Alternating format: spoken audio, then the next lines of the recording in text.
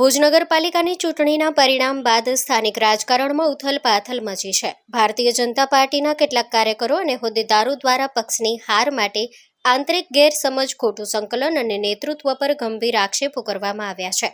મળતી માહિતી મુજબ કાર્યકરોમાં એવી અસંતોષની લાગણી વ્યક્ત થઈ રહી છે કે શહેર પ્રમુખ સ્તરે યોગ્ય સંકલન ન થવાના કારણે સંગઠન કમજોર બન્યું છે। સાથે જ કેટલાક સ્તરે વિરોધ પક્ષ સાથે સંકલન થતું હોવાના આક્ષેપોના કારણે કાર્યકરોમાં નિરાશા ફેલાઈ હોવાનું પણ ચર્ચાઈ રહ્યું છે, જેના કારણે મતદારોમાં વિશ્વાસઘાતની ભાવના ઊભી થઈ અને પાર્ટીને હારનો સામનો કરવો પડ્યો હોવાનું જણાવાઈ રહ્યું છે।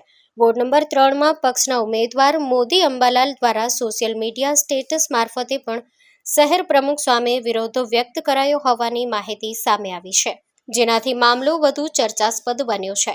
સાથે કેટલાક કાર્યકરો દ્વારા પક્ષના જવાબદાર હોદ્દેદારોને હટાવવાની માંગ પણ ઉઠી છે।